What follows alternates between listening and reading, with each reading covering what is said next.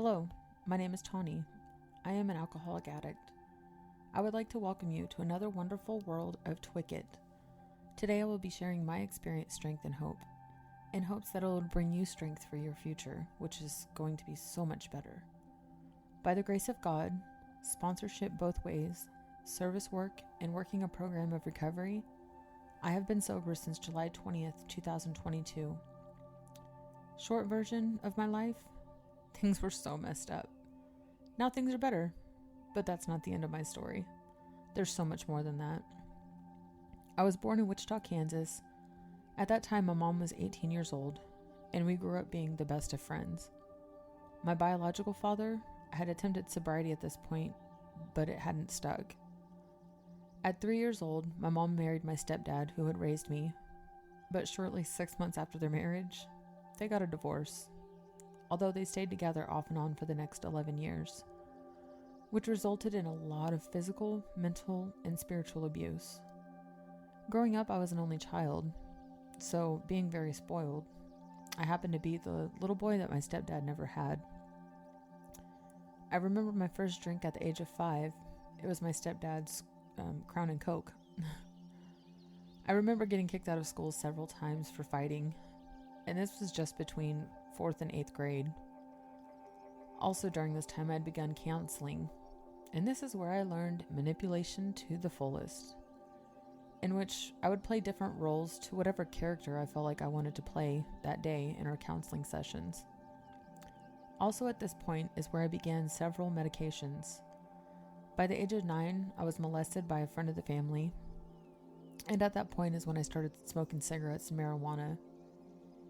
Even at the age of 9, I knew there was something wrong with me. I just didn't know what. I had major anger issues.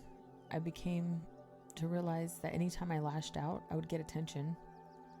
At the age of 14, I'd gotten kicked out of every school in the state of Kansas for possession of marijuana.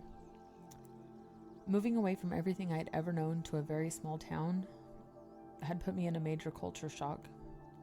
So I ran away back from that small town back to Wichita, in which I was raped and held at gunpoint. Shortly thereafter, I was introduced to meth, and I was instantly in love.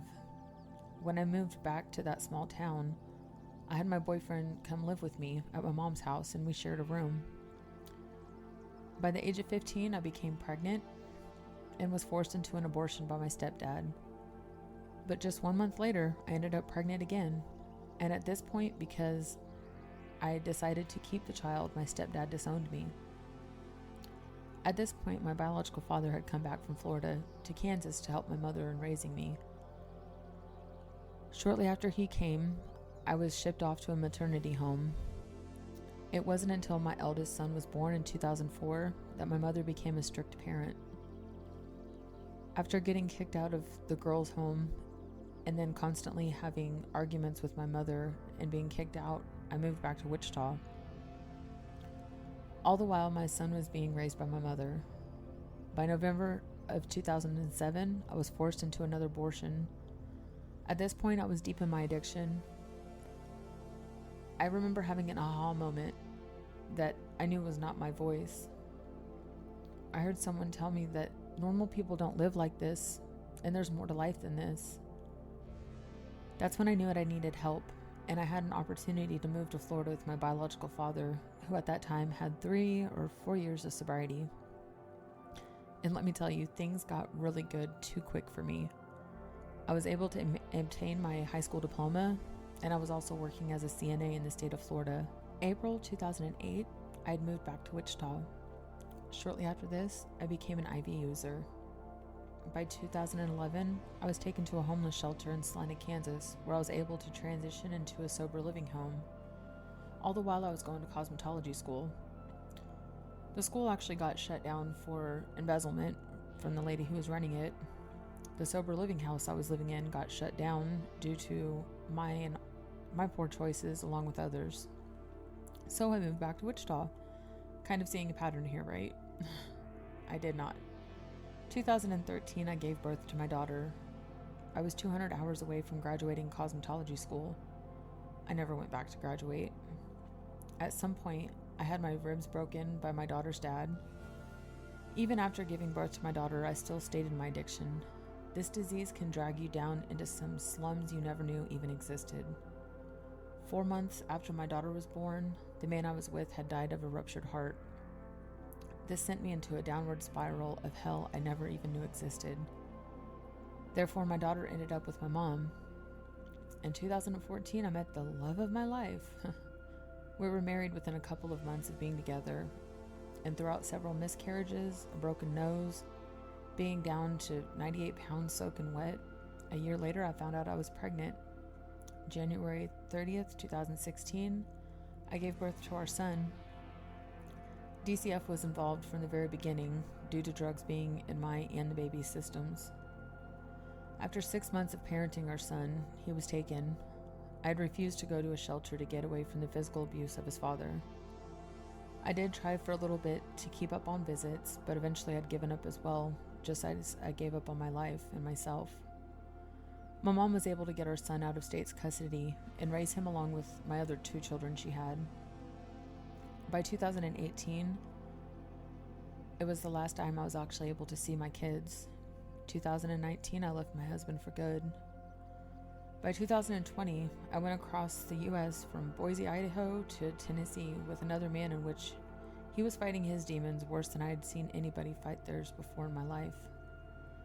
I had left him on Christmas Eve and once again found out I was pregnant. I stayed away from him and I chose to do an open adoption. Somehow I was able to stay sober a month and a half before the delivery of my last son. So by the time he came, we were both clean. After I'd given birth and left the hospital, I immediately went back to my addiction, not knowing how to deal with these emotions from the open adoption. Shortly thereafter, I had gotten into a high-speed chase, which resulted in 13 felonies. Those charges got whopped.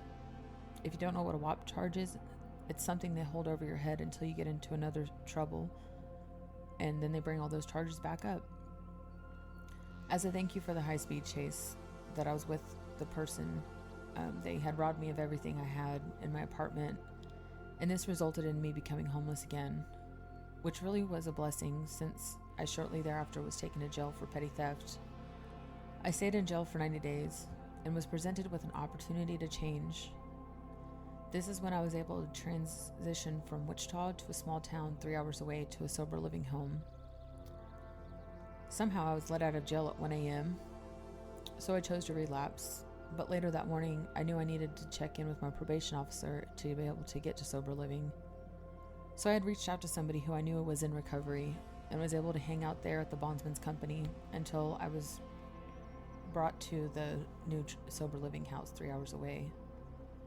I stayed there for 6 months and then moved into my own place, but still in the same town. Since then, things have been remarkably better. I've gotten baptized. I've been able to hold a job.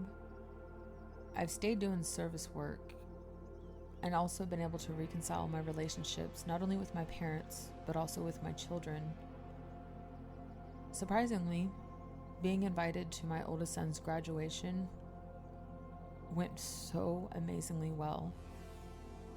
And then this past weekend, there was an amazing event that my 3 youngest children were able to be at and be able to meet their youngest sibling for the first time.